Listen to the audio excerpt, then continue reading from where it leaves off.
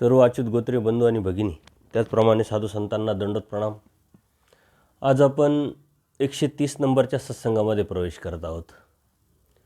गेली अनेक सत्संगापासून आपण परमेश्वरांनी सांगितलेले तत्वसिद्धांत, आचार व विचार प्रणालीवरती चिंतन करत असताना नामधारक अवस्थेत आणि वासनिक अवस्थेत आपण त्यागाचा, आचाराचा कसा विचार करू शकतो आणि कशा पद्धतीनं ते परमेश्वरांनी सांगितलेली आज्ञा पाळू शकतो यावरती चिंतन करत आहोत.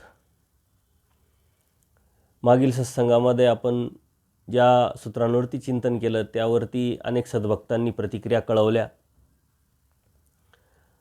जोपर्यंत आपण आपला धर्म समजून घेत नाही, जाणून घेत नाही, तो धर्म तोपर्यंत आपल्याला कळत नाही, समजत नाही.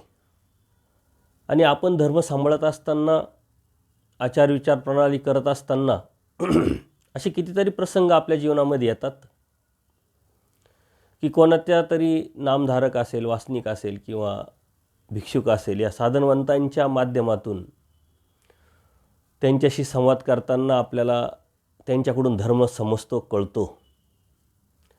परंतु योग्य की अयोग्य यावरती आपण निर्णय घेऊ शकत नाही. आणि त्यामुळे आपल्या मनामध्ये धर्माविषयी संभ्रमावस्था निर्माण होत असते. कारण व्यक्ती तेवढ्या प्रवृत्ती असतात. एखाद्या भिक्षुकाला, नामधारकाला, वासनिकाला एखाद्याविषयी आपण विचारलेलं असतं आणि त्यांनी त्यांच्या विचारांनी, त्यांच्या पद्धतीनं आपल्याला ते तत्त्वज्ञान किंवा ती आचार विचार प्रणाली सांगितलेली असते. कधीतरी असाच एखादा प्रसंग निर्माण होतो आणि तोच प्रश्न आपण आपल्या इतर बांधवांना विचारतो. त्यावेळेस वेगळं पण त्या उत्तरांमध्ये आपल्याला जाणवतं आणि त्यावेळेस आपल्याला संभ्रमावस्था जी निर्माण झालेली असते त्यावरती आपण अधिक दृढ होतो की नेमकं समजावं काय, खरं काय, खोटं काय, यांचं योग्य की त्यांचं योग्य. या संभ्रमावस्थेत असताना आपल्याला धर्मावरती तत्वसिद्धांताच्या अनुषंगाने, अभ्यास करण्याच्या अनुषंगाने किंवा ज्ञान घेण्याच्या अनुषंगाने आपल्याला गरज वाटते. जेव्हा आपण खऱ्या अर्थाने धर्म सांभाळायला लागतो, धर्म बघायला लागतो, ज्ञान काढण्यासाठी प्रयत्न करतो, त्यावेळेस आपल्याला मात्र वेगळंच काहीतरी जाणवतं. आणि म्हणून त्यावेळेस आवड निर्माण होते, वेध निर्माण होतो धर्माचा. एक चिकित्सक बुद्धीनं आपण जेव्हा विचार करतो तेव्हा पुढे पुढे जाण्याची इच्छा, प्रवृत्ती निर्माण होते. धर्म इतका सोपा नाही, धर्म इतका छोटा नाही. कारण बऱ्याच धर्माच्या तत्वविषयावरती, आचार विचार प्रणालीवरती बऱ्याच साधकांचे वेगवेगळे मतं आपण ऐकलेले असतात, वेगळी विचारधारा आपल्याला ऐकलेली असते. परमेश्वराने सांगितलेलं तत्त्वज्ञान एकच आहे. त्याचा प्रसंग म्हणजे लीळा एकच आहे. कोणत्या तरी भक्ताकरवी केलेला प्रश्न, त्या प्रश्नावरती परमेश्वराने दिलेलं उत्तर एकच आहे.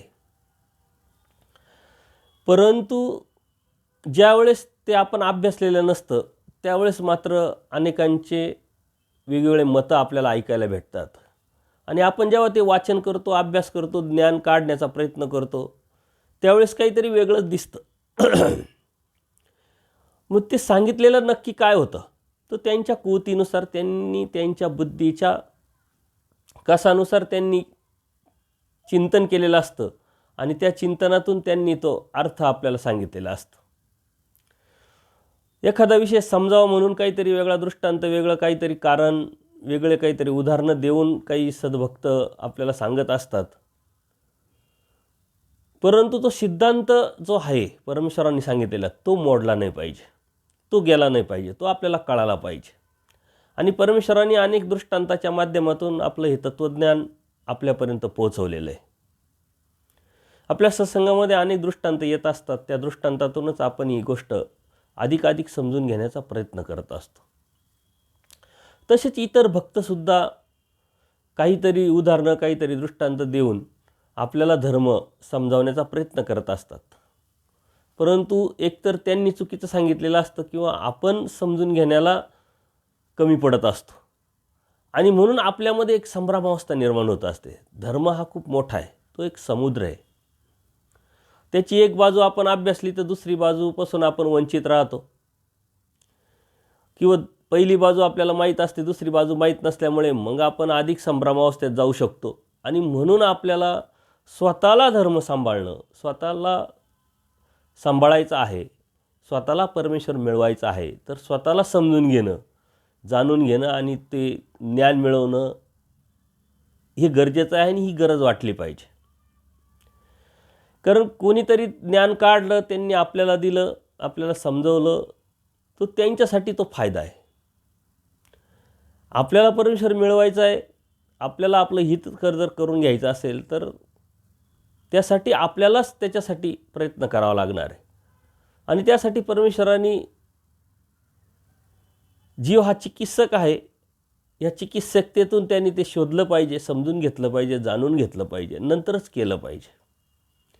कारण धर्म खूप मोठा आहे आणि प्रत्येक धर्माच्या तत्त्वसिद्धांतावरती वेगवेगळे विचार मतं जर आपण ऐकत असेल आणि आपण स्वतः अभ्यास करून न करता ते समजून घेण्याचा प्रयत्न करत असेल तर नक्कीच आपल्यामध्ये संभ्रमावस्था निर्माण होत असते.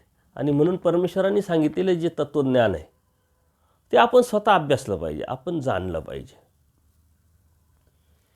सूत्रपाठात गेल्यानंतर आपल्याला तो धर्म कळतो, समजतो. लीळाचरित्रामध्ये तो धर्म तत्त्वज्ञान आपल्याला समजतं. दृष्टांत असेल, स्थळपूती असेल, आपल्या पूर्वजांनी आपल्याला खूप काही साहित्य तयार करून ठेवलेलं आहे. आपली ताकद आता किती आहे ती अभ्यासण्याची आणि जाणून घेण्याची, हे सर्वस्वी आपल्यावर अवलंबून आहे. प्रत्येक गोष्ट परमेश्वराने आपल्याला सांगितलेली आहे. ती समजून घेत असताना काही विरोधात्मक सूत्र पण येतात, परंतु त्यावेळचा तो प्रसंग, त्यावेळची ती व्यक्ती समोर कोण आहे यावरती परमेश्वर ते तत्त्वज्ञान आपल्याला सांगत असतं. आणि म्हणून ते समजून घेताना एक व्यवहारी बुद्धी, ती कुशलता या आपण जर ठेवली तर आपल्याला त्याच्या पाठीमागचं जे मर्म आहे, परमेश्वराचा सांगण्याचा जो उद्देश आहे ते आपल्याला समजत असतं. आणि काकू कक्षा भावार्थ प्रकरण जाणावं हे परमेश्वराने स्पष्ट सांगितलेलं आहे. ते सूत्र आपल्याकडं पाठीमागच्या अनेक सत्संगामध्ये येऊन गेलेलं आहे की परमेश्वराने सांगत असताना कोणता उद्देश, कोणती व्यक्ती, कोणत्या प्रसंगानुरूप ते सांगितलेलं आहे. ते समजून घेतलं तर आपल्याला लगेच लक्षात येईल. आणि म्हणून धर्म खूप मोठा आहे, तेवढ्याच पद्धतीनं आपल्याला विचार करावा लागेल, तेवढ्याच पद्धतीनं आपल्याला चिंतन करावं लागेल. आजकाल खूप उपलब्धी झालेली आहे, मोठे मोठे कार्यक्रम होत असतात, सत्संग या सोशल मीडियाच्या माध्यमातून, मोबाईलच्या माध्यमातून आपल्यापर्यंत पोहोचतात. लिपीतलं जे साहित्य आहे ते आपल्या बोलीभाषेत मराठीत प्रकाशित झालेलं आहे. ते आपल्याला कुठेही कोणत्याही दुकानात विकत भेटतं, जे आपले सांप्रदायिक दुकानं आहे, स्थानं आहे त्या ठिकाणी. त्यामुळं अभ्यास करणं खूप सोपं झालं आहे, परंतु समजणं खूप अवघड झालं आहे. हे जे साहित्य हे कोणाकडून येतं, तो सिद्धांत हे कोणाकडून तरी समजून घेतल्याशिवाय आपल्याला लक्षात येत नाही. म्हणून परमेश्वराने जे सांगितलेलं तत्त्वज्ञान आहे हे समजून कोणाकडून न घेता जर आपल्या मनानेच जर ते आपण समजून घेण्याचा प्रयत्न केला तर नक्कीच त्याच्यामध्ये गल्लत होण्याची शक्यता असते. बोध आणि बोधशक्ती परमेश्वराकडूनच आहे, उमट परमेश्वराकडूनच जरी असला तरी ते शब्दाचे अर्थ, ते प्रसंग, ती वेळ ही पूर्ण समजून जर घेतलं तर नक्कीच आपल्याला त्याचा उमट होत असतो, आपल्या अभ्यासामध्ये फायदा होत असतो. कारण काळ्या अक्षरी बोध नाही परमेश्वरांनी सांगितलेलं तत्त्वज्ञान, स्मृतीस्थळामध्ये आचार्यांनी सांगितलेलं तत्त्वज्ञान हे आपण समजून घेतलं तर आपल्या लक्षात येईल. कितीतरी असे साहित्यिक आहे का जे फक्त तत्त्वज्ञान वाचतात, परंतु जे आपण समजू शकतो तेवढे ते समजून शकत नाही. याच्या पाठीमागचे कारणं आपण आपल्या गुरुजनांकडून कोणाकडून तरी ते समजून घेतलेलं असतं. परमेश्वरावरती, समर्थवादावरती आपली निष्ठा असते. परमेश्वराने आपल्याला बोध दिलेला आहे आणि तो बोध दिलेला असल्यामुळं परमेश्वराकडून तो उमट आपल्याला भेटत असतो. असे अनेक कारणं आहे का जे आपण समजू शकतो ते अन्य लोक समजून शकत नाही. कारण हे साहित्य आता अनेकांच्या घरापर्यंत पोहोचलेलं आहे. मग तो अन्य असेल, कोणी असेल, ज्याला बोध नाही तोसुद्धा वाचन करतो आहे, परंतु ते जसं आहे तसं समजून न घेता परमेश्वराने बोध दिलेला नसल्यामुळं त्याला जे आपल्याला उमटेल ते त्याला उमटणार नाही. आणि म्हणून आपण समाजात फिरत असताना, राहत असताना आपलं वेगळं पण आपण जपत असतो आणि ते दिसत पण असतं. अनेक ठिकाणी आपण प्रसंगानुरूप जर आपलं तत्त्वज्ञान किंवा धर्म आपण सांभाळत असेल तर तिथं मात्र अन्य लोकांकडून, एक अज्ञानी लोकांकडून आपल्याला काही वेगळं ऐकायला पण भेटतं, अपमानास्पद वागणूक पण भेटते. त्यावेळेस आपण एवढंच समजावं की हे अज्ञान आहे, यांना त्यातलं माहीत नाही. कारण जीव हा विषय व्यवस्था करू जाणे, अज्ञानी लोक असेल, आपले बोधवंत जरी असेल, वेदवंत असेल, भिक्षुक असेल, ते सुद्धा विषय व्यवस्था करतात. धर्मामध्ये आचार विचार प्रणाली सांभाळत असताना आपण आपल्या पद्धतीनं जीव हा ते लावत असतो, करत असतो. तसं अन्य लोकसुद्धा त्यामध्ये पटाईत असतात. परंतु त्यासाठी आपल्याला धर्म समजून घेतलेला असला पाहिजे, तर आपल्याला त्यांची विषय अवस्था लक्षात येईल आणि आपण सावध होऊन आपला धर्म आपण सांभाळू. म्हणून अभ्यास करणं हे अत्यंत गरजेचं आहे. अभ्यासाशिवाय धर्म आपल्याला समजू शकत नाही, समजणार पण नाही. तर मागील आपण सत्संगामध्ये प्रसन्नता ऐसा एक धर्म ईश्वरीची आती, प्रसन्नता हा जो धर्म आहे हा फक्त परमेश्वराकडेच आहे, परमेश्वराच्या जवळच आहे. आणि त्या प्रसन्नतेनेच परमेश्वर वाडोवेडी फिरून योग्य भक्ताला, ज्ञानीय भक्ताला आपलं तत्त्वज्ञान, आपली ओळख, आपला बोध देतात. आणि अनेक प्रसंगानुरूप अनेक भक्तांच्या माध्यमातून हे तत्त्वज्ञान परमेश्वराने आपल्यापर्यंत पोहोचवलेलं आहे. आपल्याला जो उमट होतो आहे, समजतो आहे, आपल्याला जे कळतं आहे, ते कळण्यावरून आपण धर्म सांभाळण्यासाठी जी आपली हिंमत आपल्या मनामध्ये येते, आपल्या विचारामध्ये, आचारामध्ये येते आणि आपण तो करण्याचा प्रयत्न केल्यानंतर परमेश्वराचं सहाय्य होतं आहे, ही सर्व काही परमेश्वराची प्रसन्नता आहे. त्या प्रसन्नतेनेच परमेश्वर आपल्याला हे आपल्यापर्यंत पोचवतात आणि म्हणून आपण सुद्धा ते घेऊ शकतो. परमेश्वराला प्रसन्न करण्यासाठी मात्र आपल्याला प्रयत्न करणं गरजेचं आहे. मग परमेश्वर प्रसन्न व्हावा याच्यासाठीच परमेश्वराने हा सर्व अभ्यासक्रम, सिलेबस, आपल्या तत्त्वसिद्धांत सांगितलेला आहे. आज्ञा प्रतिपालन, परमेश्वराने जे सांगितले ते करणं म्हणजे परमेश्वराला प्रसन्न करणं आहे. एका जीवाकडून एका जीवाला जर काही काम करून घ्यायचं असेल तरी आपण त्याला खुश करण्याचा प्रयत्न करतो, त्याच्या स्वस्थतेचा विचार करतो, त्याच्या विचाराचा विचार करतो आणि मग इच्छित जे आपलं मनामध्ये जे आहे त्याच्याकडून करून घेण्याचं जीवाच्या स्वार्थाच्या अनुषंगाने, तेव्हा ते आपल्याला करून घेता येतं. इथं चैतन्यापर परमेश्वर, अनंत ब्रह्मांडांचा नायक तो परमेश्वर, त्याला प्रसन्न करून घ्यायचं आहे आणि त्या प्रसन्नतेने आपण आपलं स्वतःचं हित करून घ्यायचं आहे. तर ती प्रसन्नता मिळवण्यासाठी तेवढीच मोठ्या प्रमाणात आपल्याला कृती करावं लागेल, त्याग करावा लागेल, आचार करावा लागेल. परंतु जरी आपण मोठं मोठं म्हणत असलं तरी ह्या जीवाकडून जे होईल तेच परमेश्वराने आपल्याला सांगितलेलं आहे. आणि अत्यंत सोप्या सोप्या गोष्टीची अपेक्षा परमेश्वराने आपल्याला केलेली आहे. आपण ते करू शकतो. हे चिंतन करत असताना आपल्या असं लक्षात आलं आहे का आपण हा आचार विचार प्रणाली ज्या अवस्थेत आपण आहोत त्या अवस्थेतसुद्धा कितीतरी पाळू शकतो. फक्त आपली ती इच्छा असली पाहिजे, आपली ती वासना असली पाहिजे, आपलं ते व्यसन असलं पाहिजे. आपल्या चिंतनात सतत तो परमेश्वराचं ध्यास, परमेश्वराचं शास्त्र जर असेल तर ते करणं आपल्याला नैसर्गिकरित्या अत्यंत सोपं होऊन जाईल. कधीतरी केव्हा तरी कोणती गोष्ट केली तर कोणतीच गोष्ट होत नाही. तसाच धर्मसुद्धा कधीतरी केव्हा तरी करण्याचा आपण जर प्रयत्न केला तर आपल्याकडून काहीच होणार नाही. त्याच्यासाठी ध्यास आणि सातत्य अत्यंत गरजेचं आहे.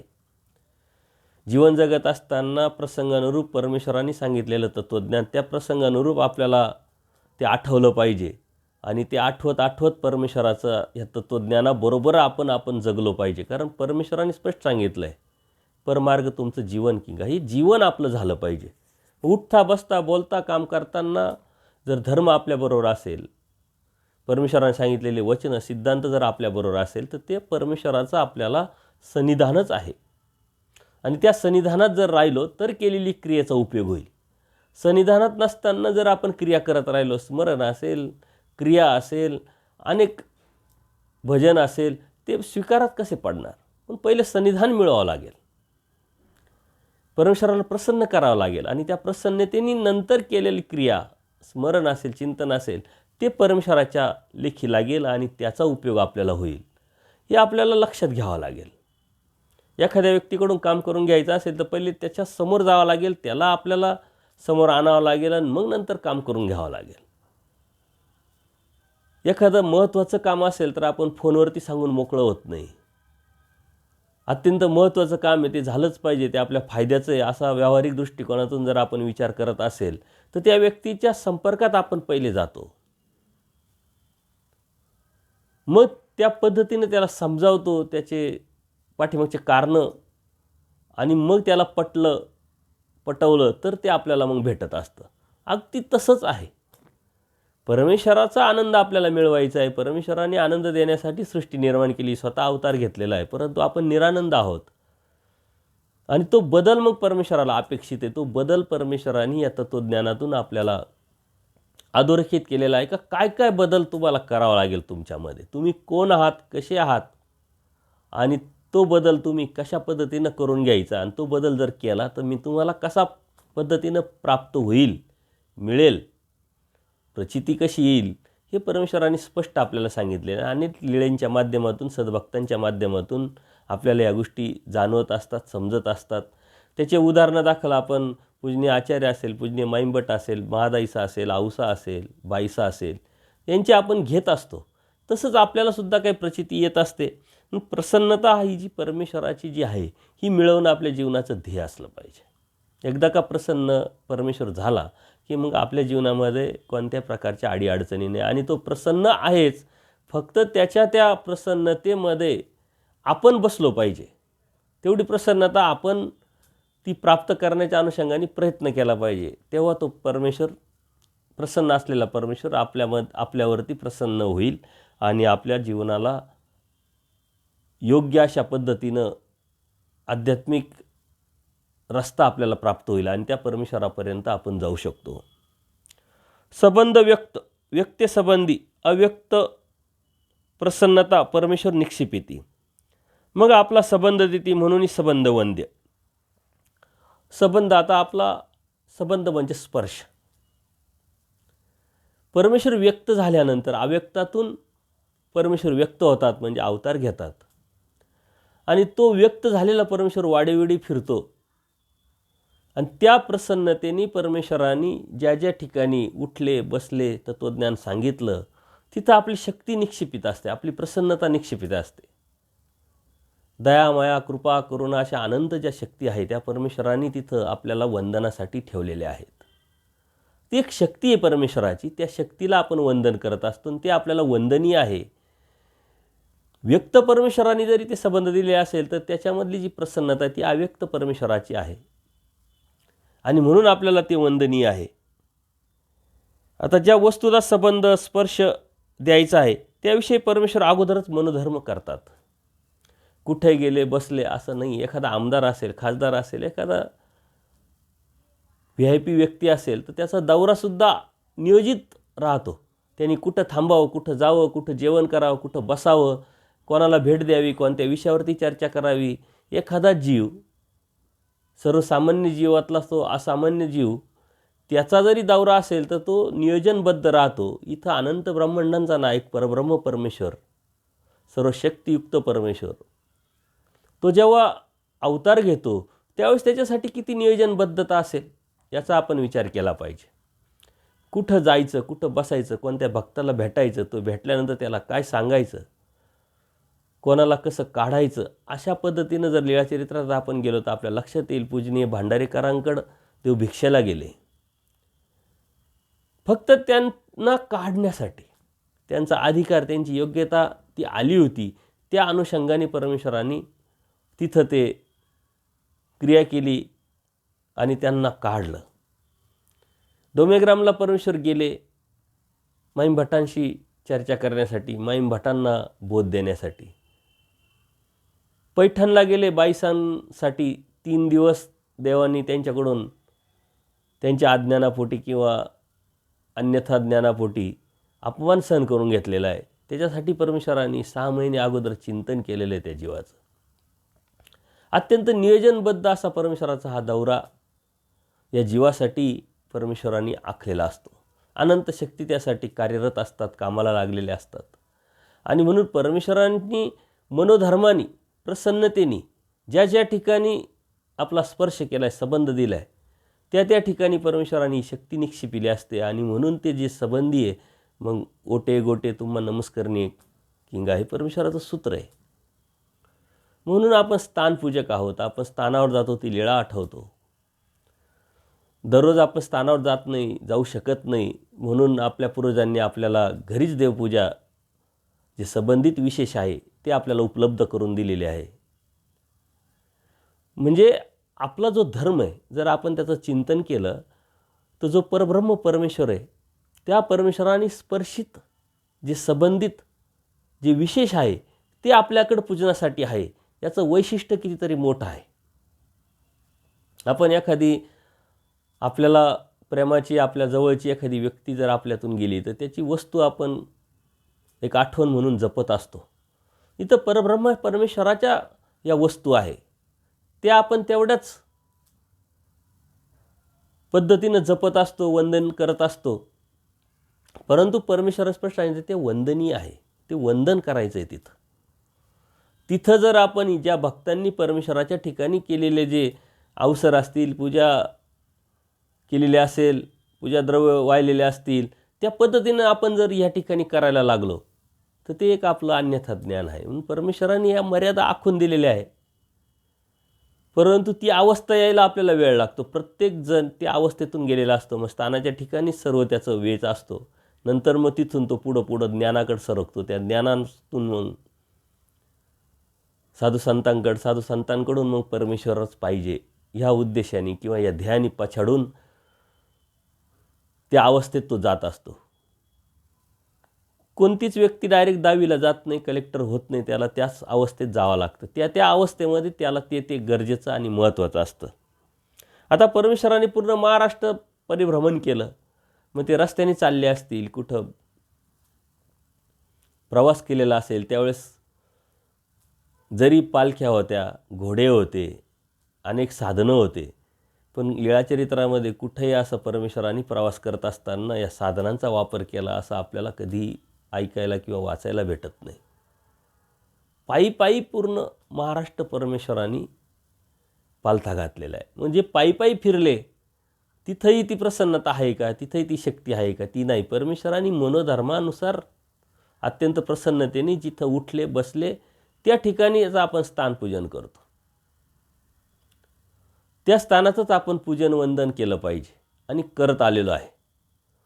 त्याच्यामुळे परमेश्वराने जो संबंध दिलेला आहे तो संबंध आपल्यासाठी अत्यंत अनमोल असा आहे. आणि तो संबंध दिलेला आहे, तिथं शक्ती निश्चय केलेली, म्हणून आपल्याला ते वंदनीय आहे. परंतु आपल्या मनामध्ये याविषयी अनेक भ्रम निर्माण झालेले आहे. आपल्या जवळचं स्थान असतो, आपण ते कधीतरी जातो, परंतु लांब असेल तर आपल्याला त्याचं एक ओढ असते, एक इच्छा असते. तिथं लोकांचा ओघ पण जास्त असतो. परंतु ही आपली मानसिकता आहे.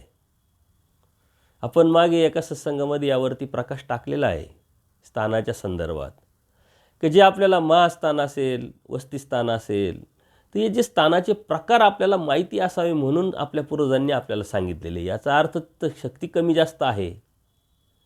ज्या ठिकाणी परमेश्वर जास्त दिवस थांबले म्हणून त्याचं जिथं जास्त शक्ती आहे तिथं जर आपण वंदन केलं तर आपल्याला लवकर परमेश्वराची प्रसन्नता किंवा आपल्याला जे इच्छित आहे ते आपल्याला लवकर भेटेल. ही फक्त आपली मानसिकता आहे. कोणतंही स्थान तिथली जी शक्ती आहे ती कमी किंवा जास्त अशी काही नसते. तुम्ही कोणत्या स्थानावरती जाऊन वंदन केलं, स्मरण चिंतन केलं तर तेवढाच फायदा आपल्याला प्रत्येक स्थानाकडून भेटत असतो. परंतु काही ठिकाणी लोकांची जास्त गर्दी असते, याच्या पाठीमागं एक आपल्या घराच्या लांब आपल्याला एक आकर्षण असतं. एक भौगोलिक जर तिथं वातावरण तसं असेल, साधू संतांची जास्त गर्दी असेल तर तिथं आपोआपच ओढ निर्माण झालेली असते. त्या अनुषंगाने आपण घरातून बाहेर पडतो, थोडं लांब स्थान करायला जातो. त्या निमित्ताने आपल्या या सांसारिक कर्मापासून बाहेर पडतो, या अनुषंगाने आपण ते घ्यायचं आहे. मात्र आपल्या मनामध्ये स्थानांविषयी विकल्प येता कामा नये, की हे स्थान नवशिक आहे, हे स्थान ज्वाजल आहे, हे स्थान मोठं आहे, हे स्थान छोटं आहे, अशी जी विकल्पता आहे ती आपल्या मनामध्ये आली नाही पाहिजे. सर्व स्थानं आपल्याला वंदनीय आहे. ज्याप्रमाणे सर्व साधुसंत आपल्याला वंदनीय आहे, त्याप्रमाणे सर्व स्थानंसुद्धा आपल्याला वंदनीय आहे, पूजनीय आहे. म्हणून आपण कधी कोणत्या स्थानावर गेलं तर तिथली लीळा आपण समजून घेऊन त्याचं चिंतन करत आपण स्मरण चिंतन केलं पाहिजे किंवा स्थानवंदन केलं पाहिजे. त्यावरती फुलं वगैरे ठेवले पाहिजे. खूप काही त्यावरती एक स्वच्छतेच्या अनुषंगाने काही परंपरा, रूढी परंपरा आपल्या धर्मामध्ये पूर्वजांनी आणलेल्या आहे, परंतु त्याकडे त्याच दृष्टीनं आपण बघितलं पाहिजे. देव गीती गावो नेनी जेगा पांडिया. आता परमेश्वराने सांगितलं, जर देवाची जर तुम्हाला स्तुती करण्याची इच्छा असेल आणि तुम्हाला स्तुती करता येत असेल, मग ती गीताच्या माध्यमातून असेल, शब्दांच्या माध्यमातून असेल, तर केली पाहिजे. पण करता येत असेल तर तसं परमेश्वराची स्तुती करण्याची योग्यता ह्या जीवामध्ये नाही. एकीकडे परमेश्वर म्हणतात गीत विखो, म्हणजे गीत हा विषय आहे, साधकांनी त्यात पडू नये. आणि ह्या सूत्रामध्ये परमेश्वर सांगतात, जर तुम्ही करू शकत असेल तर करायला काही हरकत नाही. याच्या पाठीमागचे कारण का त्यात कोणत्या पद्धतीचं गीत आहे, कोणत्या पद्धतीनं आपण ते जाणून घेतोय, समजून घेतोय, कोणत्या पद्धतीनं आपण ते परमेश्वराला आवडतोय, त्यावरती सर्व अवलंबून आहे. ज्यावेळेस भांडेरेकरांना इंगळी चावली, ते भांडारेकर देवाला विनंती करत असताना त्यांनी देवाला असं तक्रारवाजा विनंती नाही केली की मी तुमच्या सन्निधानात आहोत, तुमच्या सेवेत असताना मला इंगळी कशी चावली, असं कोणत्याही प्रकारची त्यांनी तक्रार न करता देवा तुमची स्तुती करू का, अशा पद्धतीनं विनंती केली. जशी स्तुती करत गेले तसतसे त्यांचं जी वेदना होत्या, ज्या त्रास होतो त्या इंगळी चावल्याचा, तो पूर्णपणे ते विष उतरून गेलं, त्यांच्या वेदना कमी झाल्या. आता ते सन्निधानातले जीव प्रत्यक्ष श्रीमूर्ती बघितलेली आहे आणि ते जाणत होते, त्या योग्यतेचे त्यांनी ती निर्माण केलेली होती अधिकार, म्हणून ते स्तुती करू शकत होते. आजकाल स्तुती करण्याचा आपला पांडा वेगळ्या पद्धतीनं आहे. आपले भजन असतील, आपले गाणे असतील, पिक्चरच्या तालीवरती आपण ते ऐकत असतो, परंतु त्यामध्ये आपल्या मनामध्ये जो भाव आहे तो निर्माण होताना मात्र दिसत नाही. ज्या गीतातून आपल्या मनामध्ये तो परमेश्वराविषयीची जी ओढ असेल, भाव असेल किंवा ते लीळाचिंतन होत असेल, तर तशा पद्धतीनं गीत गायलं तर हरकत नाही किंवा तशा पद्धतीनं गीत ऐकलं तर हरकत नाही. अन्यथा विकार निर्माण होईल किंवा तेवढ्यापुरता एक टाईमपास होईल, वेळ निघून जाईल, अशा पद्धतीची गीतं ना ऐकून उपयोग ना बोलून उपयोग. म्हणून कोणतं काय कशा पद्धतीचं करायचं हे आपण समजून घेतलं पाहिजे. कारण स्मृतिस्थळामध्ये एक भक्त असे गीत गात होते आणि देवाने तर सांगितलं गीत विखो, परंतु जेव्हा आचार्यांनी ते ऐकलं त्यावेळेस त्यांच्या मनामध्ये सुद्धा देवाविषयी एक वेगळी आठवण येऊन एक भावना निर्माण झाली. आणि त्यावेळेस आचार्यांनी सांगितलं का हरकत नाही, परमेश्वराचं गीत गात असताना, स्तुती गात असताना जर आपल्या मनामध्ये परमेश्वराविषयी जर ओढ निर्माण होत असेल, आपलेपणा निर्माण होत असेल, तर अशा पद्धतीचं गीत गायला हरकत नाही. म्हणून आपण कोणत्या पद्धतीचं गीत गायला पाहिजे. आणि लीळाचरित्रामध्ये असे कितीतरी भक्तांनी अशी गीतं गायलेले दिसतात आपल्याला. परत परमेश्वराचं गीत गायचं आहे, परमेश्वराचं स्तुती करायची, तर ते ज्ञानाची गरज आहे. ब्रह्मविद्याशास्त्रात आपण गेलो तर आपण ते करू शकतो. अन्यथा गणपत आपयोंनी चुकीची स्तुती केली तर देवाने त्यांना फटकारलं. डोमेग्रामला जेव्हा औसा झाडावर चढल्या आणि देवाच्या संदर्भात ते बोलायला लागल्या की देव चिंतामणी आहे, देव कामधेनू आहे, तर हे गणपत आपयो त्याच्या हाला हा म्हणत होते. पण देवाने सांगितलं देव काय चिंतामणी, देव काय कामधेनू, जे चुकीचं आहे. तशा पद्धतीनं जर परमेश्वराची आपण जर स्तुती करत राहिलो तर त्यातून नक्कीच आपल्याला दोष उत्पन्न होईल आणि आपल्या मनामधली जी भावना आहे, जी निष्ठा आहे, ती वाढीला रोक लागेल किंवा थांबेल. म्हणून परमेश्वराच्या ज्ञानाशिवायही आपण स्तुती करू शकत नाही, ती स्तुती जाणू शकत नाही. आणि म्हणून ते ज्ञान आपण अत्यंत घेणं महत्त्वाचं आहे.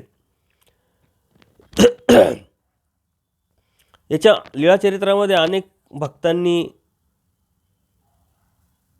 अशी स्तुती करताना आपल्याला आढळतं. स्तुती औसांनी केली, परत भटोबासांनी केली, पांगुळ वेशात स्तुती केली. ती एक लीळाच आहे. आचार्यांनी पांगळ्याचा वेश धारण केला आणि देवाकडं विनंती करताय, देवा तुम्ही कोणाला पाय देता, कोणाला डोळे देता, तर हा भक्त तुम्ही तुमच्याकडं मागायला येतो. देव प्रसन्न झाले.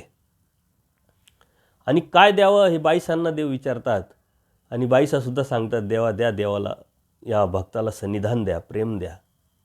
अशा पद्धतीनं स्तुती भांडारीकरांनी सुद्धा स्तुती केलेली आहे.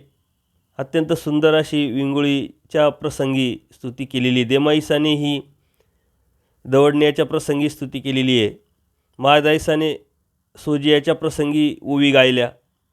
महादाईसांचे धवळे आपण कधीतरी ऐकलेलं असेल का, त्या प्रसंगीसुद्धा महादाईसांनी स्तुती केली आणि त्या स्तुतीतून परमेश्वर प्रसन्न झाले. आता ही परमेश्वराची प्रसन्नता मिळवण्याचं एक साधन जरी असलं, परंतु त्यासाठी शास्त्रज्ञान अत्यंत गरजेचं आहे. शास्त्रज्ञानाशिवाय हे वर्णन आपण करू शकत नाही आणि ते आपल्याला करता येत असेल तरच आपण करावं. मूर्तीचं जे चिंतन, मूर्तीचं स्मरण करताना परमेश्वराची स्तुती कशी करावी, परमेश्वरास गुणगान कसे गावे, त्यास प्रसन्न कसे करावे, ज्ञानाभावी हे होऊ शकत नाही. म्हणून ज्ञानाची अत्यंत गरज आहे. जो ज्ञानी आहे, ज्याला या चरित्र ते अभ्यासतात, वचनं अभ्यासतात, दृष्टांत अभ्यासतात, हे ज्ञानी परमेश्वराची स्तुती करू शकतात. आपण उपहार दाखवताना परमेश्वराकडे प्रार्थना करतो, विडा ठेवताना प्रार्थना करतो, दंडोत घालताना प्रार्थना करतो. ती एक प्रकारची स्तुतीच आहे, परंतु त्याच्या पाठीमागं आपला समज परमेश्वराच्या शास्त्राचा किती आहे त्याच्यानुसार ती विनंती, त्याच्यानुसार ती स्तुती ठरते. आणि म्हणून परमेश्वराचं जी स्तुती गीताच्या माध्यमातून, गाण्याच्या माध्यमातून जर करू शकत असेल तर परमेश्वराने आपल्याला एक प्रकारे त्याला परवानगी दिलेली आहे. परंतु ते करता येत असेल तर, अन्यथा चुकीची स्तुती आपल्याकडून होऊ नये याची आपण काळजी घेतली पाहिजे. देवाची आरती व्हावी, मार्गाची प्रीती व्हावी, विषयांची निवृत्ती व्हावी, देहाची अनास्था व्हावी. परमेश्वरांना प्राप्त करण्यासाठी परमेश्वरांनी जीवानी कशी अवस्था निर्माण करावी आणि परमेश्वराला या जीवाकडून कशी अपेक्षा आहे हे स्पष्ट या सूत्रात मांडलेलं आहे. देवाची आरती व्हावी, परमेश्वराचीच आर्तता असायला पाहिजे. परमेश्वर व्हावा, परमेश्वर कळावा, परमेश्वर समजावा, परमेश्वराची श्रीमूर्ती आपल्याला पाहायला मिळावी, सन्निधान मिळावं. जसं आचार्यांना भेटलं, जसं औसांना भेटलं, जसं महादाईसांना भेटलं, जसं बाईसांना भेटलं, अशा पद्धतीनं जी आर्तता आपली असली पाहिजे. स्मरण चिंतनामध्ये आपल्याला ती आर्तता जर निर्माण करता येत असेल, लीळा आठवून आठवून, तर नक्कीच ती आर्तता परमेश्वरापर्यंत पोहोचत असते. म्हणून परमेश्वर म्हणतात देवाची आर्तता व्हावी, म्हणजे परमेश्वराची आर्तता व्हावी, आर्तता असली पाहिजे. ती आर्तता, ताण, भूक परमेश्वराची असेल तरच आपण त्या परमेश्वराचं स्मरण चिंतन करू शकतो आणि ते साधू शकतो. स्मरण तर आपण कितीतरी गाठ्या करू शकतो दिवसभरामध्ये, पण ती आर्तता नाही. एक काम आहे, मनी ओढायची आहे, ती वेळ घ्यायची आहे. मग किती वेळ केली? 2 तास स्मरण केलं, 4 तास स्मरण केलं, पण तू कसं केलं त्याला खूप महत्त्व आहे. कशासाठी केलं, कोणत्या ध्येयाने केलं, कोणत्या उद्देशाने केलं, त्याच्यासाठी खूप महत्त्व आहे. काहीतरी भौतिक जगातलं मिळावं म्हणून स्मरण केलं तर ते स्मरणच होत नाही. फक्त करायचं म्हणून केलं तर ते स्मरण होत नाही. ज्याचं आपण स्मरण करतो त्यापर्यंत तरी ते पोचलं पाहिजे, त्याच्यासाठी ती आर्तता जर असेल तर पोचेल. अन्यथा कितीतरी लोक आम्ही 15 गाठ्या दररोज करतो, 4 गाठ्या दररोज करतो, पण त्याच्या मनामध्ये, विचारामध्ये जो बदल दिसायला पाहिजे तो दिसत नाही. उलट स्मरणाने सर्व काही माणसामध्ये बदलतं.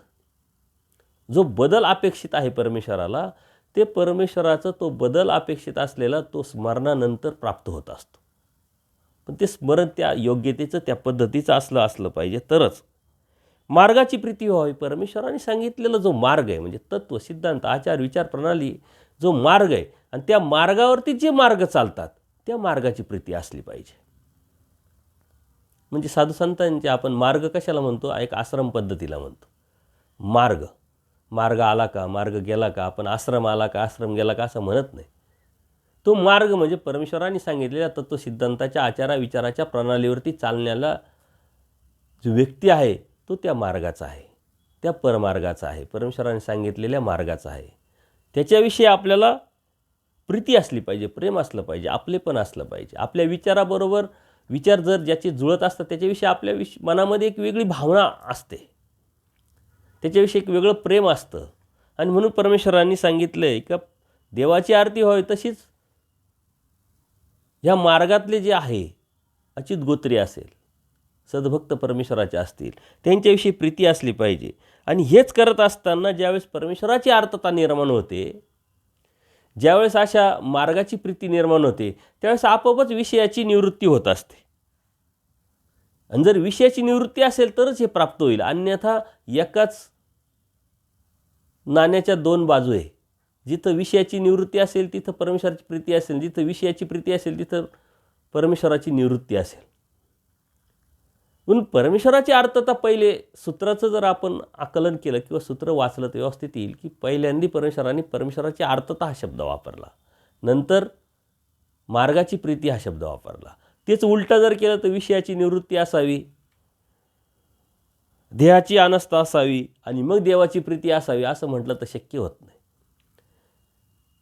जितकं परमेश्वराच्या मार्गात आपण या अभ्यासाच्या अनुषंगाने, त्यागाच्या अनुषंगाने, चिंतनाच्या अनुषंगाने जात असतो तितकी या संसाराच्या अनुषंगाने संसाराला आपण पाठीमागं टाकत असतो. हे सूत्रातून परमेश्वरानं आपल्याला स्पष्ट सांगितलं आहे. जितकं इकडं ओढ तितकं तिकडं आपलं दुर्लक्ष होत असतं. आणि म्हणून विषयाची निवृत्ती असली पाहिजे.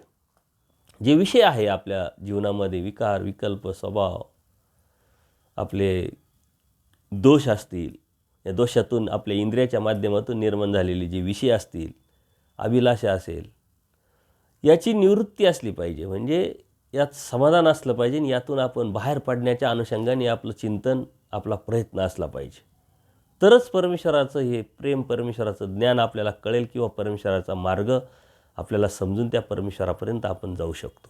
कारण विषय हे सर्वात मोठे साधकाला अडथळे असतात. आणि ते इंद्रियाच्या माध्यमातून, जड पदार्थाच्या माध्यमातून, चेतन पदार्थाच्या माध्यमातून पावलोपावली क्षणोक्षणी आपणच मिळवलेले असल्यामुळे ते आपल्या पुढे येत असतात. त्याच्यासाठी त्यावरती निवृत्ती आपल्याला निर्माण करायची,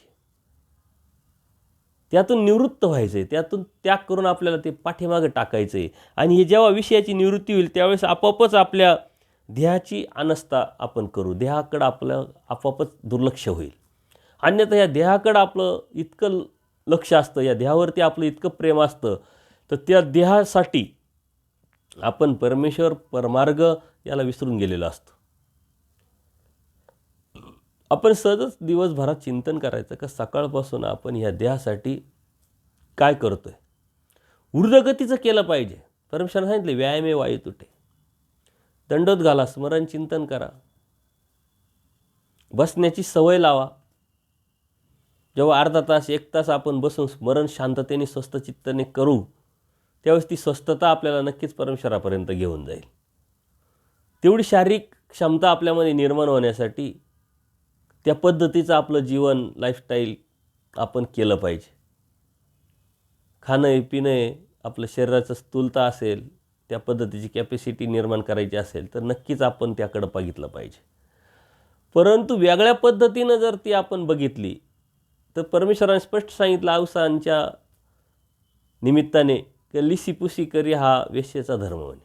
सतत आपण हातपाय धुत राहतो, स्वच्छता ह्या अनुषंगाने त्या अनुषंगाने करत राहतो. व्यवहारात राहायचं, व्यावहारिक दृष्टिकोनातून बघितलं पाहिजे, परंतु तेवढं लागले पण त्यामुळे नसावं.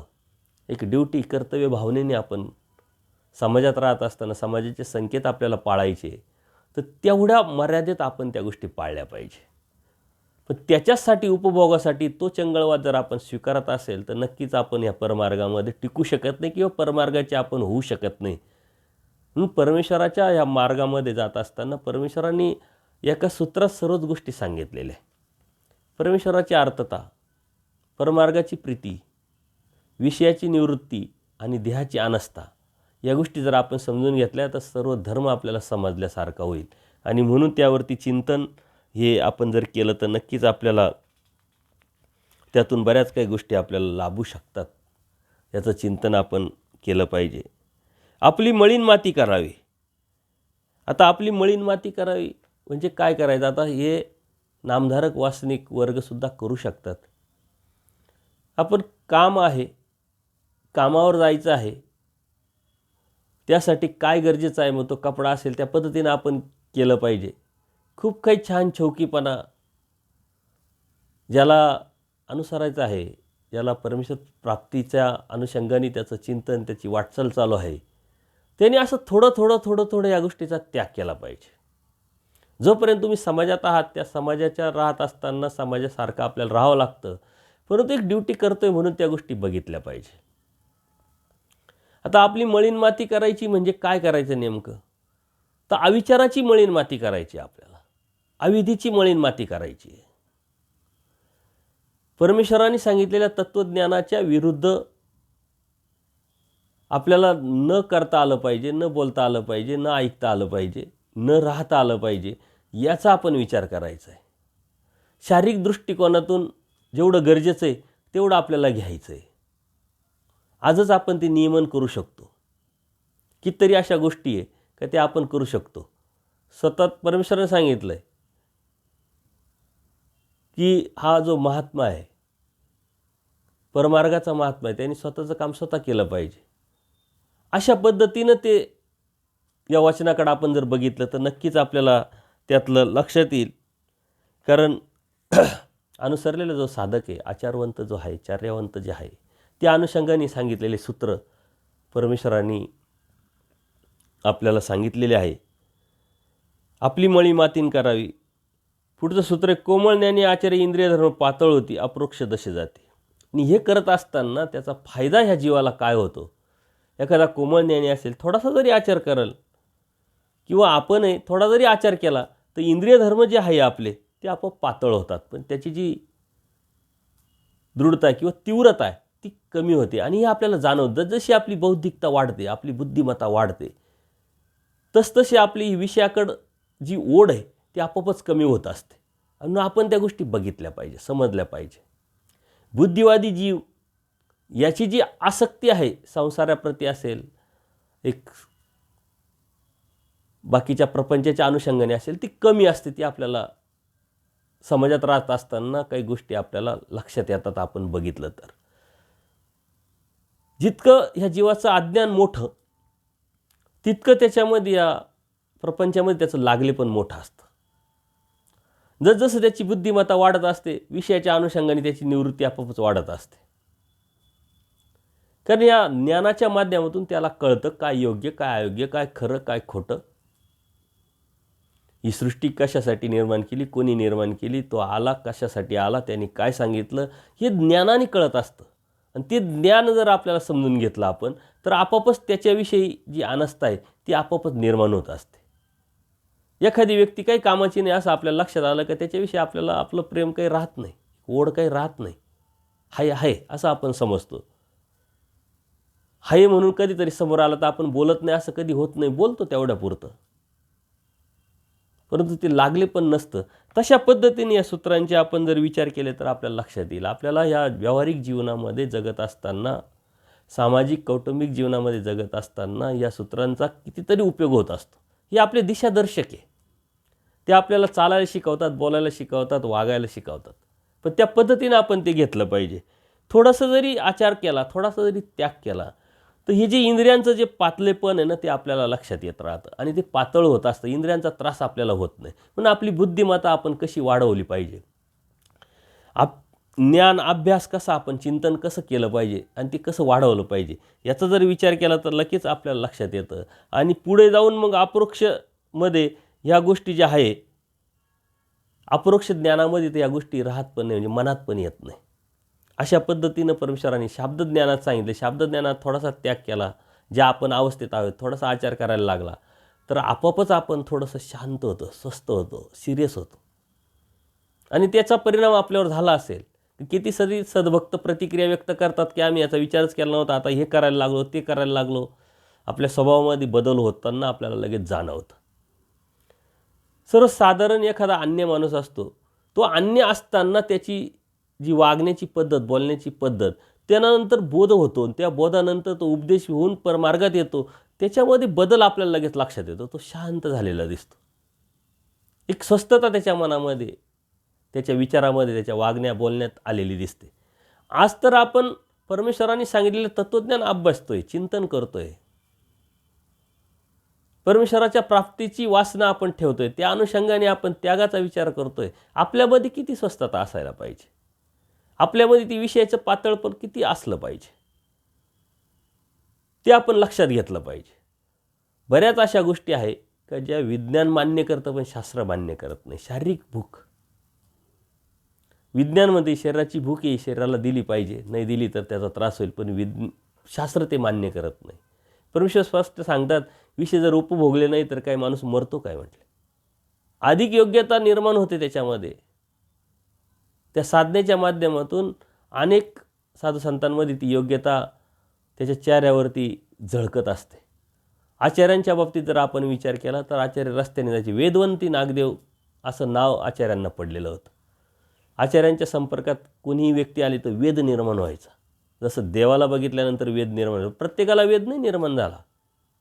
शशिकृष्णाच्या लीळेमध्ये जे पारधी आले, देवाची श्रीमूर्ती पाहिल्यानंतर त्यांना कुठं वेद निर्माण झाला. फक्त देवाने समजून सांगितलं, त्यांनी ऐकलं. तो वेद त्यांच्यामध्ये निर्माण झाला असतं तर ते तिथं सोडलं नसते गेले, तिथंच परमेश्वराबरोबर राहिले असते. असे कितीतरी लीळा आहे. बोने बाया घ्या, असे कितीतरी भक्त आहे का जे परमेश्वराकडे यायचे, दर्शन घ्यायचे, निघून जायचे. आचार्यांच्या बाबतीत तर आचार्यांनी कधी आंघोळ केलेली असं आपल्या लीळाचरित्रामध्ये कधी प्रसंग किंवा स्मृतिस्थळामध्ये कसे प्रसंग आलेला दिसत नाही. परंतु जेव्हा एक ब्राह्मण त्यांना बघतात, म्हणले तुम्ही सकाळ दुपार संध्याकाळ किती वेळा स्नान करता, एवढी तुमची जी शरीर आहे किंवा तुमची जी मूर्ती आहे, तुमचं ही झळकतं आहे. देवाने सांगितलं कधी पाणी या अंगाला लावलं हे आठवतच नाही म्हटले. मग असं काय होतं का त्यांच्यामध्ये ती मूर्ती झळकत होती, त्यांचं शरीर झळकत होतं, तो वेद निर्माण होत होता जीवाला. तर ते सतत परमेश्वराचं चिंतन स्मरण करत होते. नुसते चिंतन स्मरण करत नव्हते, तर क्षणोक्षणी त्याग करायला लावलेला आहे की त्या गोष्टी त्यागातून त्यांनी ते निर्माण केलं. ती साधना त्यांनी निर्माण केली होती. आपल्या चेहऱ्यावरती सुद्धा असा प्रभाव दिसला पाहिजे, कारण आपण उच्चस्थानीचे परमेश्वराचे आहोत. चैतन्यापर परमेश्वराचे आपण भक्त आहोत. आणि त्या चैतन्यापर परमेश्वराचे भक्त असताना आपण जर ते आपल्या आचरणात, आपल्या हृदयात जर वसवलं आणि ते त्यागाच्या माध्यमातून, आचरणाच्या माध्यमातून जर करण्याचा प्रयत्न केला तर नक्कीच तो प्रभाव आपला पडत असतो आणि तो पडला पाहिजे. तर छोट्या छोट्या त्यागातून, छोट्या छोट्या आचरणातून सुद्धा हे इंद्रियाचं पातलेपण आपल्याला लक्षात येतं. अप्रोक्ष दशेत जर गेल्यानंतर ते काहीच राहत नाही. शाब्दज्ञानात थोडासा आचार केला तरी त्या इंद्रियांवरती नियंत्रण आपल्याला करता येतं. ते नियंत्रण करणं हाच एक आचार आहे, तेच एक त्याग परमेश्वराने आपल्याला सांगितलेलं आहे. फक्त त्याच्यासाठी ज्ञान असायला पाहिजे. आणि विकाराचा त्रास प्रथम उल्लेखातच जात असतो या अप्रोक्ष ज्ञानामध्ये, तिथं उल्लेखसुद्धा होत नाही. त्यासाठी परमेश्वराने सुंदर असे उदाहरणं दिलेले, ते आपण लक्षात घेतले पाहिजे. तीळ खायचे तिळा इतुली भूक जाय. मग आपण विचार करतो की आपण एवढा परमेश्वराने सांगितलेलं जे तत्त्वज्ञान आहे, हे त्याग आपल्याला एवढा मोठा करायला लावलेला आहे. आपल्या छोट्याशा तत्त्वज्ञानाने, त्यागाने, आचाराने काय फरक पडणार आहे. परमेश्वरांचा जितकं केलं तेवढा फायदा होणार आहे. 100 मार्काचा पेपर आहे, जितकं लिहिलं तेवढं मार्क पडणारच आहे आपल्याला. आपण असा विचार करत नाही की 100 मार्काचा आहे मग आपल्याला तर एवढंच येतं मग कशाला लिहायचं, जाऊ द्या, असं नाही. जेवढं येतं तेवढं आपण करतो, लिहितो. तसंच आहे, जेवढं केलं तेवढं आपल्याला होत राहतं. आता तीळ एवढा तीळ असतो, ते खाल्ल्याने काय भूक जाणार आहे. पण ती तीळ जेवढं खाल्लं तेवढी त्यांनी जागा ती व्यापलेली असते, तेवढी भूक गेलेली असते. एखादं बादलीभर पाणी घ्या, पूर्णपणे भरलेलं. ते भरल्यानंतर त्याच्यामध्ये एक ग्लास टाका. आपण विचार करतो की हा आता एवढी पूर्ण भरलेली आहे आणि या ग्लास टाकल्याने काय फरक पडतो, पण जेवढा तो ग्लासचा आकार आहे त्या आकारानुसार तो पाणी बाहेर टाकतो. जेवढा आकार त्याचा आहे तो तेवढा घेतो आणि पाणी बाहेर टाकतो, त्याची तो जागा मिळवत असतो. तसं ह्या सुंदर अशा वचनातून आपल्याला परमेश्वराने सांगितलं की जितकं करता येईल तितकं करा, त्याचा फायदा होणार आहे. असं कधीच समजू नका की काय फरक पडतो आणि कशाला करायचं तर पूर्णच करायचं आणि त्याग केल्यावरच करायचं, असं कधीच होत नसतं. थोडं थोडं थोडं थेंबे थेंबे तळे साचे अशा पद्धतीनं ते करायचं असतं. म्हणून परमेश्वराने सांगितलं तीळ खाल्ला तर तिळा एवढी भूक जाते. तसे जेवढा आचार केला तेवढे इंद्रिय धर्म पातळ होत असतात. जेवढा त्याग केला, जेवढा विचार केला, जेवढं चिंतन केलं, जेवढं स्मरण केलं, जेवढं अभ्यासलं तेवढं आपल्या डोक्यामध्ये येतच असतं. आपण म्हणतो नाही करू तर पूर्ण सूत्रपाठाचं पारायणच करू, अन्यथा करायचंच नाही. तेवढा वेळ असेल तरच करायचं असं नाही आहे. तुमच्याकडे 10 मिनटं असेल तुम्ही 9 प्रकरणं करा, अर्धा तास असेल तर 9 प्रकरणं अधिक आचार करा. जितका वेळ असेल तेवढं तुम्ही केलं पाहिजे. जेवढा आचार करण्यासारखा आहे तेवढा करता आला पाहिजे, करण्याचा प्रयत्न केला पाहिजे. जेवढा अभ्यास करण्यासाठी 1 वचन 2 वचन 2 लीळा 4 लीळा जेवढा अभ्यासता आलं पाहिजे तेवढं करता येईल तेवढं करता आलं पाहिजे. त्यातून तेवढा फायदा नक्कीच होत असतो. असा आपण नकारात्मक विचार जर केला तर अशाने कशाने काय होत नाही तर नाही. प्रत्येकजण काहीतरी कोणतं तरी सूत्र पाळत असतो, काहीतरी त्याग केलेला असतो, काहीतरी तो त्याग करत असतो. फक्त हा जाणीवेचा विषय. तुम्हाला धर्माची जाणीव किती आहे त्या जाणीवेवरती या साऱ्या गोष्टी अवलंबून आहे. मग ते नामधारक असेल, वासनिक असेल, भिक्षुक असेल, जितकी जास्त जाणीव, जितकं स्वतःचं हित जास्त कळेल तितकं त्याचा जास्त आचार असतो. थोडा थोडा प्रत्येकजण आपापल्या परीनं ते करीत असतो. प्रत्येकाला देव हवा आहे, फक्त कोणाला किती करता येईल याची त्याच्या प्रयत्नावरती अवलंबून असतं. चना विखो विधी व्यतिरिक्त चना हे विषयाच्या अनुषंगाने परमेश्वराने सांगितलेलं आहे का आपल्या जेवणामध्ये, भजनामध्ये, जेवणामध्ये असे काही पदार्थ असतात का त्याचा आपल्याला त्रास होतो. आता स्मृतिस्थळामध्ये कांद्याचा किंवा लसणाचा उल्लेख आलेला आहे. एका ठिकाणी आचार्य गेल्यानंतर कांद्याची भाजी केलेली असते आणि मग ते आचार्यांनी नाकारलं. तिथून पुढं मार्गात कधी कांद्याची भाजी किंवा लसणाची भाजी केली नाही, कारण ते विकार उत्पन्न निर्माण करणारं, शरीराला एक ते विषयवर्धक असं एक वस्तू आहे, म्हणून तो पदार्थ त्यांनी त्यागला. आता जैन धर्मियांमध्ये हे असले कांदा किंवा लसूण न खाण्याचा प्रघात आहे. खूप मसालेदार ते लोक खात नाही. पण आपल्याकडे त्याचा गोष्टीचं एवढं स्पष्टीकरण क्लिअर नसल्यामुळं आपण त्याचा विचारच करत नाही. तसं आपल्या शास्त्रामध्ये काय खावं, कसं खावं, किती खावं हे स्पष्ट सांगितलेलं आहे, परंतु आपण ते धर्माचा एक आचार समजतच नाही. परंतु खाण्यावरच सर्व काही आहे हेही परमेश्वराने तत्त्वज्ञानातून आपल्याला सांगितलेलं आहे. स्पष्ट सांगितलं आहे खायचं किती, शरीराला जेवढं जाईल तेवढं, इंद्रियापर्यंत ते गेलं नाही पाहिजे. ते इंद्रियांपर्यंत गेलं तर त्याचा त्रास होणारच आहे आणि ते त्याचं काम करणारच आहे आणि त्यातून तुमचं किती मोठं नुकसान होईल देवाने आपल्याला स्पष्ट सांगितलेलं आहे. कोणते पदार्थ खायचे, भिक्षेचंच खायचं सांगितलेलं आहे. निष्क्रियेचं आपण खात नाही कारण ते तामस अन्न आहे किंवा काही देवतेच्या अनुषंगाने निर्माण केलेलं जे अन्न आहे ते आपण खात नाही, ते तामस अन्न आहे. मग काय खायचं काय नाही खायचं परमेश्वराने आपल्याला स्पष्ट सांगितलेलं, फक्त आपण त्या पद्धतीनं त्याकडं बघितलं पाहिजे, लक्ष दिलं पाहिजे. अशा अनुषंगाने जे विषय निर्माण करणारे, आपल्या साधनेला अडथळा निर्माण करणारे असे काही वस्तू आहे, असे काही पदार्थ आहे का ते आपण त्यागले पाहिजे. त्यासाठी परमेश्वराने चना विखो, कारण त्यातून शरीरामध्ये एक धष्टता पुष्टता निर्माण होत असते. काही प्राणी असतात, बैल असतात, घोडे असतात रेसचे, त्याच्यासाठी त्यांना खुराक म्हणून चणे देतात. किंवा पैलवान असतील, काही एक्झरसाईज व्यायाम करणारे एखादे खेळाडू असतील, त्याच्यासाठी या चण्याचा वापर जास्त होतो. त्यातून दष्टता पुष्टता म्हणजे इंद्रियाच्या अनुषंगाने होते आणि तो हा साधनेवरून पडू शकतो. म्हणून परमेश्वराने सांगितलेले ते विषयाच्या अनुषंगाने घ्यायचं आहे.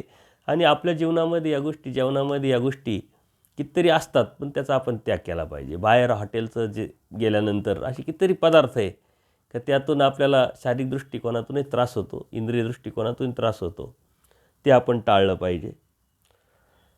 संसाचारनं शोध येतं, म्हणजे अतिशुद्ध अशुद्ध पवित्र अपवित्र भेदाभेद असा करू नये, म्हणजे शोधाशोध करू नये. काही लोकांना एक सवय असते प्रत्येक गोष्टीमध्ये चिकित्सा करायची, कुठं करायची आणि किती करायची हे माहीत नाही. एखादी व्यक्ती आली, तो कोण आहे, काय आहे, कोणत्या जातीचा आहे, कुठला आहे, काय आहे, पवित्र आहे अपवित्र आहे, काय करतो काय नाही करतो. खाण्याचा एखादा पदार्थ समोर आला तर तो पदार्थ कोणता, काय, कसा, ही जी पवित्रता अपवित्रता, शुद्धता अशुद्धता, उच्च नीचता, ह्या गोष्टी परमेश्वरांनी तर करायला नाही सांगितलेल्या आहे. कारण परमेश्वर सम आहे, जीव विषम आहे. आपण आपल्यामध्ये विषमता असल्यामुळं आपली ती विषमता आपण सततच सांभाळत असतो. परंतु सम असलेला परमेश्वर जर आपल्याला प्राप्त करायचा असेल तर ती समानता आपल्या मनामध्ये सुद्धा आली पाहिजे. कारण परमेश्वर विषम कधीच होऊ शकत नाही, पण जीव हा विषम आहे तो सम होऊ शकतो, ऊर्ध्वगतीचा होऊ शकतो. आणि म्हणून या जीवानी या गोष्टीवरती लक्ष दिलं पाहिजे का अतिशुद्ध अशुद्धता ही साधकाच्या अनुषंगाने परमेश्वरांनी सांगितलेलं आहे का ज्यावेळेस तुम्ही भिक्षाला जातात घरनं निवडीत भिक्षा करायला सांगितलेली आहे, परंतु हे घर ते घर असंच तसंच ही वस्ती ती वस्ती अशा मनामध्ये जर आपल्या मनामध्ये विकल्प जर येत असेल, ती भावना येत असेल तर ती साधना आपण करू शकत नाही. आपण समाजात राहत असताना ती मनामध्ये ती भावना आपली असली नाही पाहिजे का हा तो जातीचा, हा त्या धर्माचा, हा त्या पंथाचा. प्रत्येकाचा आदर आपल्या मनामध्ये असला पाहिजे, ती समानता आपल्या मनामध्ये निर्माण झाली पाहिजे. पण एवढं सोपं नाही आहे ते, खूपच कठीणातला कठीण हा विषय. कारण आपल्यातून आपण कधी निघतच नाही बाहेर. त्याच्यामुळं आपल्याला किती तत्त्वज्ञान कळालं, किती समजलं आणि किती ज्ञानी आपण झालो तरी मात्र ही भेदाभेद आपल्या मनातून जाईल एवढं सोपं नाही. परमेश्वर त्यासाठी सांगितलं अभिलाषा निवर्ते तरी शुभाशुभ राहतच म्हटले. आपल्याला कशाचीच अपेक्षा नाही, कशाचा स्वार्थ नाही, देव व्हावा हीच अपेक्षा आहे. अशी प्रवृत्ती जरी एखाद्या जीवामध्ये निर्माण झाली तरी तो शुभ अशुभ शुद्ध अशुद्ध ही जी कल्पना आहे ही त्याची शेवटपर्यंत राहते. परंतु त्यावरती कंट्रोल, ती मर्यादा आपली असली पाहिजे. कोणत्या गोष्टीवरती करायचं, कोणत्या गोष्टीवरती चिकित्सा नाही करायची, कोणत्या गोष्टीवरती केली पाहिजे याचा विचार करून आपण त्याकडे बघितलं पाहिजे. म्हणून परमेश्वराने सांगितले संसाचार न शोध येतं, म्हणजे अशा पद्धतीची शोध मोहीम आपण राबवू नये आपल्या विचारातून. आता आचार करत असताना अनुसरलेल्या जीवानी, अनुसरलेल्या पुरुषांनी, साधकांनी भिक्षा मागत असताना काय काय केलं पाहिजे. कारण आचार्यांनी एकदा असंच एका प्रसंगानुरूपी विचारलं. बेलापूरला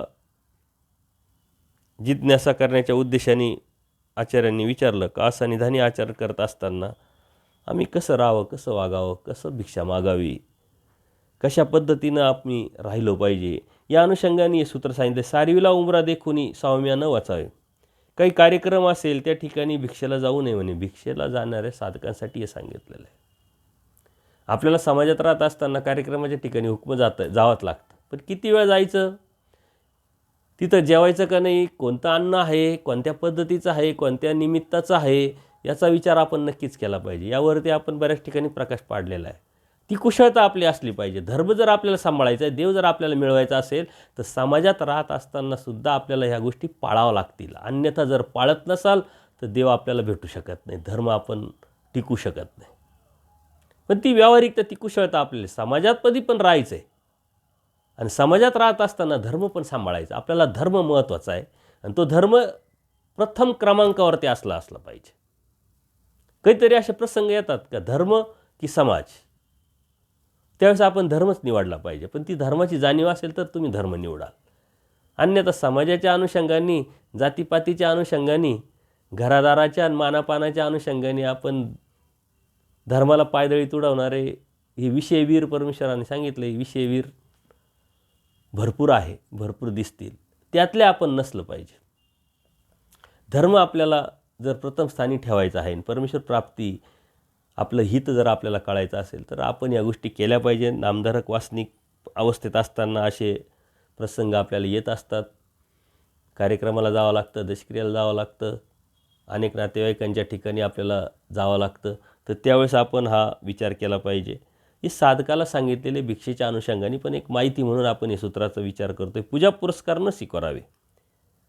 पूजा पुरस्कार या साधकात जेव्हा आचार करायला लागतो साधक, मग कोणी भिक्षुक असो, कोणी साधू संत असो, आपोआपच समाज हा आकर्षिला जातो आणि त्या आकर्षणातून पूजा पुरस्काराची प्रसंग येत असतात आणि त्यातच मात्र एक धर्माचं एक विधी आहे, धर्माचं एक परंपरा आहे, लोकांची भावना आहे, श्रद्धा आहे म्हणून स्वीकारणं, परंतु त्यातच त्या अभिलाषेपोटी त्यातच अडकून राहणं आणि त्याची सवय लावून घेणं हे अत्यंत चुकीचं आहे. आचार्यांनी तर त्या गोष्टी पूर्ण नाकारलेल्या आहे.